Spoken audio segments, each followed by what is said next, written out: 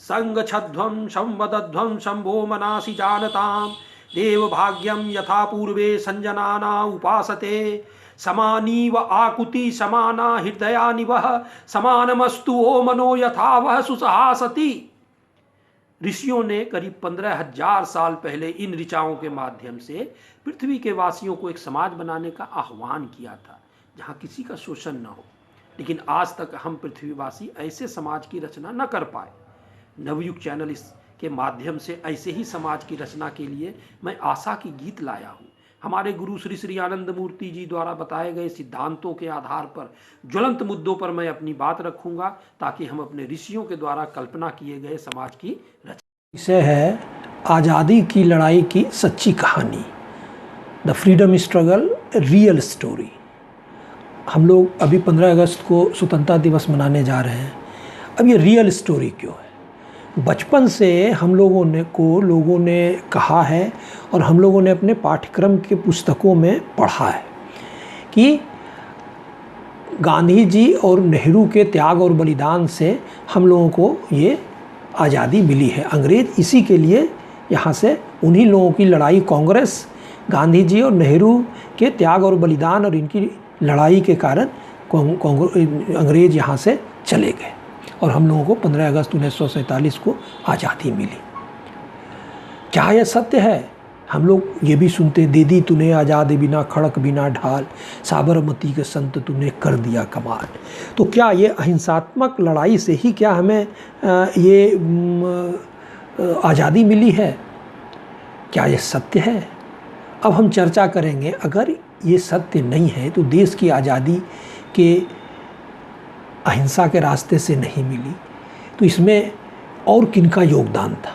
कांग्रेस, गांधी और नेहरू के अलावे और किन लोगों का योगदान था? और यदि उनका योगदान था और कारण कुछ और भी थे तो किन लोगों का त्याग और बलिदान ये था? और इन बातों को क्यों सरकारी इतिहास में विलुप्त कर दिया गया? उसके पन्नों में हम ये नहीं पाते हैं। और किया तो किसने किया है? इस चर्चा में जो तथ्य लिए गए हैं वो पुस्तकों से लिए गए हैं। ये पुस्तक है माई डायरी इन इंडिया। इसको विलियम रसेल ने लिखा था।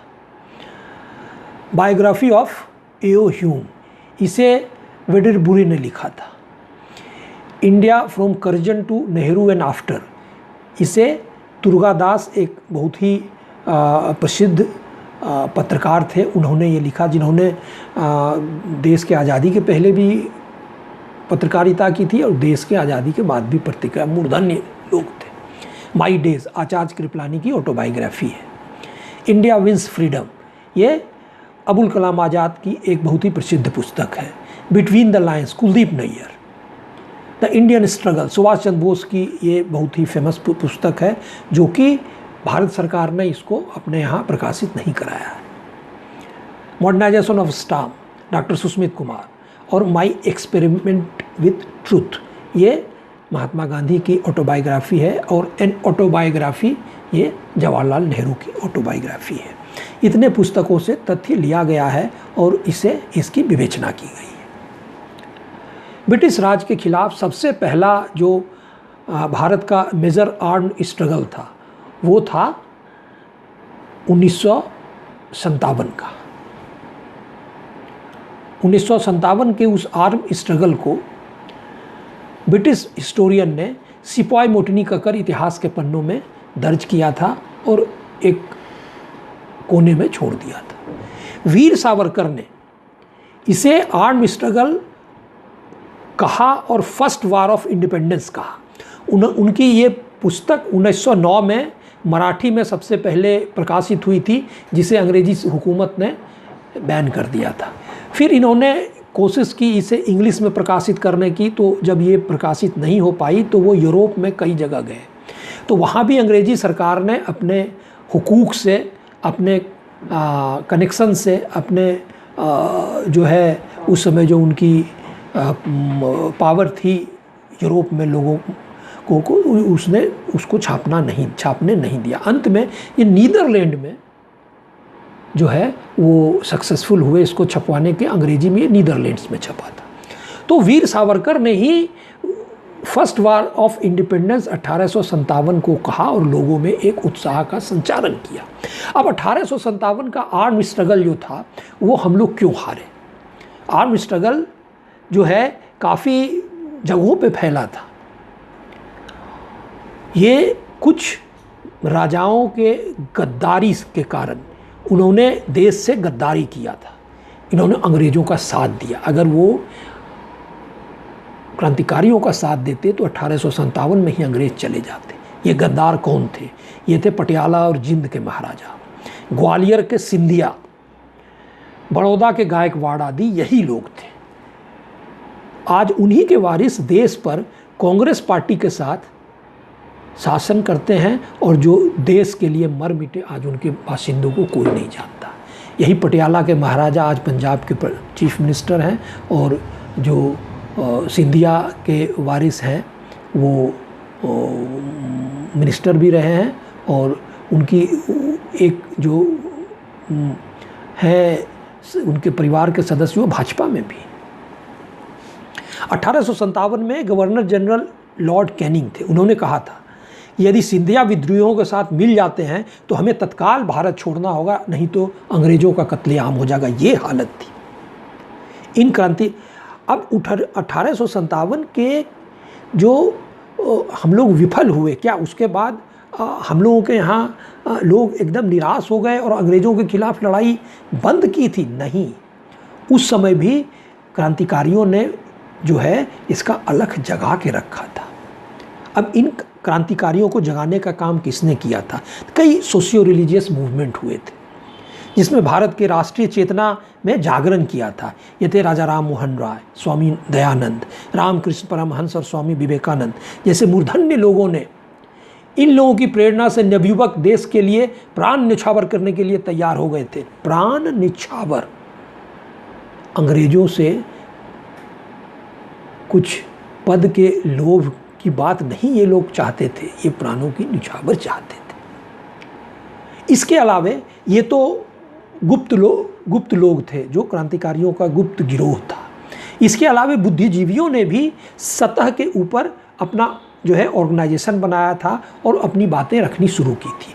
इसमें एक इंडियन एसोसिएशन 1876 में था जिसे सुरेंद्र नाथ बनर्जी ने बनाया था और बॉम्बे एसोसिएशन दादा भाई नेहरू जी ने बनाया था और 1883 में इन्होंने ऐसे एसोसिएशन का एक बॉम्बे में ऑल इंडिया नेशनल कॉन्फ्रेंस किया था। इस तरह क्रांतिक वीरों और बुद्धिजीवियों का एक मुहिम देश के स्वतंत्रता के लिए चल पड़ा था। अब अंग्रेज क्या इसको नहीं भांप रहे थे? वो भांप रहे थे। खुफिया रिपोर्टें उनके पास आ रही थी। ए.ओ. ह्यूम, हम लोग बहुत बार सुनते हैं कि ए.ओ. ह्यूम ने कांग्रेस को इस्टेब्लिश किया। उन्होंने क्यों किया, किस हालात में किया, ये रिटन डॉक्यूमेंट है। ए.ओ. ह्यूम एक रिटायर्ड ब्रिटिश सिविल सर्वेंट थे। वो कई जगह डिस्ट्रिक्ट कलेक्टर के रूप में काम किए हुए थे उत्तर प्रदेश आदि जगहों में। सॉरी, उत्तर प्रदेश ने यूनाइटेड प्रोविंस, उस समय यूपी को यूनाइटेड प्रोविंस कहा जाता था। तो उनके बायोग्राफी में है कि लॉर्ड लिटन जो 1876 से 80 तक गवर्नर जनरल थे, अंतिम काल में उनके अंतिम काल में, लिटन के अंतिम काल में एक रिवोल्यूशन की स्थिति बन रही थी। ए.ओ. ह्यूम ने भांप लिया था क्योंकि वो काफ़ी सीनियर सिविल सर्वेंट थे, तो वो जो है खुफिया रिपोर्टों की जानकारी उन्हें मिल रही थी और इन खुफिया रिपोर्टों में एक रिपोर्ट ये थी कि एक टेरेबल रिवोल्यूशन होने वाला है। इन परिस्थितियों में ए.ओ. ह्यूम ने लॉर्ड डफरिन जो लिटन के बाद गवर्नर जनरल आए थे उनसे मिले और उन्होंने प्रपोजल दिया कि प्रत्येक वर्ष लीडिंग इंडियंस का एक कॉन्फ्रेंस बुलाया जाए जिसमें भारतीयों के इशू को सुना जाए। और उनके बायोग्राफी में क्या लिखा है? This will act as a safety valve for the escape of great and growing forces generated by our own action. Own मतलब जो वो अंग्रेज़ों के एक्शन के चलते जो बहुत एक टेरेबल रेवोल्यूशन की स्थिति हो रही थी, उसका एक सेफ्टी वाल्व के लिए उन्होंने उसको कांग्रेस को स्टैब्लिश किया था। गरम दल के लाला लाजपत राय भी कहते थे, उनका कहना था the main reason for founding the Indian national Congress was the anxiety of the originator to prevent the disruption of the empire. Congress के वार्षिक अधिवेशन में, उस पीरियड में कांग्रेस के वार्षिक अधिवेशन में अंग्रेजी सरकार को प्रेयर और पिटीशन दिया जाता था कि हिंदुस्तानियों को वो शासन करना सिखाएं और कांग्रेस को शासन में कुछ हिस्सा दें। उस समय जो कांग्रेस के लीडर्स थे, जिनको बाद में मॉडरेट कहा गया, उनका ये मानना था कि ब्रिटिश सरकार जस्टिस और फेयरनेस की मूर्ति है, मूर्त रूप है, और ईश्वर ने उन्हें हिंदुस्तान को सुधारने के लिए भेजा है, यूनिफाई किया है। अपने इतिहास को ये झुठला रहे थे। क्या हिंदुस्तान उसके पहले कभी यूनिफाइड नहीं था? अशोक के समय में, इवन जो है मुग़ल पीरियड में, ये हिंदुस्तान का गुप्ता पीरियड में एक यूनिफाइड नहीं था? क्या जो यूरोप के देश थे उस समय सारे यूनिफाइड ही थे? उस समय जो स्थिति यूनिफिकेशन होता था, बाइफर्केशन होता था, ट्राइफर्केशन होता था, वही स्थिति एशियन कंट्रीज़ की भी थी। कांग्रेस के वार्षिक अधिवेशन के बाद, जहाँ भी वार्षिक अधिवेशन हुआ करता था उस पीरियड में, अगर कलकत्ता में हुआ तो गवर्नर जनरल, और दूसरी जगहों पे हुआ तो गवर्नर्स के द्वारा कहा जाता है कि वो आशीर्वाद देने आते थे या आशीर्वाद लेने कांग्रेस के लीडर उनके पास भोज में जाते थे। इसका वर्णन जो है आचार्य कृपलानी ने अपने ऑटोबायोग्राफी में किया है कि 1916 में लखनऊ में अधिवेशन कांग्रेस का हुआ था। उस अधिवेशन में उन्होंने भी हिस्सा लिया था। वो लिखते हैं कि अधिवेशन के अंतिम दिन जब सारी बातें इन लोगों की हो गई थी तो यूपी के गवर्नर लाव लश्कर के साथ पधारे, उनके साथ आईपी, सिविल्स, आईसीएस सारे ऑफिसर्स थे। तो इन्हें बड़ा आश्चर्य हुआ कि वो सारे जो डायस पर लोग बैठे हुए थे स्टेज पे, सब लोग उठ खड़े हुए और उनका स्वागत किया, और जो कांग्रेस के प्रेसिडेंट थे उन्होंने अपनी कुर्सी छोड़ दी और उस पर गवर्नर आसीन हुए, और जो कुर्सियां दूसरे लोगों ने लिया हुआ था उस कुर्सियों को खाली कर सिविल सर्वेंट्स को बिठाया गया। आचार्य कृपलानी अचंभित रह गए। आचार्य कृपलानी त्यागी और बलिदानी आदमी थे। उनकी अगर आप ऑटोबायोग्राफी पढ़ें, वो शुरू से ही अंग्रेज़ों के खिलाफ लड़ने को उत्सुक थे। उन्होंने अपने घर बार को छोड़ दिया था, और उनकी इसी कारण पढ़ाई के समय में ही अंग्रेज़ों से लड़ाई हुई थी और उन्हें कई स्कूल कॉलेजों से निकाला गया था। ये भारत के पूर्ण स्वराज के लिए सोचते थे। तो उन्हें आश्चर्य हुआ, क्या यही कांग्रेसी देश की आज़ादी के लिए अंग्रेज़ों से लड़ेंगे? प्रथम विश्व युद्ध के दौरान सारे कांग्रेसी गांधी जी के नेतृत्व में देश भर में लोगों को सेना की भर्ती होने का आह्वान कर रहे थे। क्यों? उनके अनुसार ये मौका अंग्रेज़ों के प्रति वफादारी दिखाने का था, और ये हमारा कर्तव्य था क्योंकि हम उनके राज्य के नागरिक थे।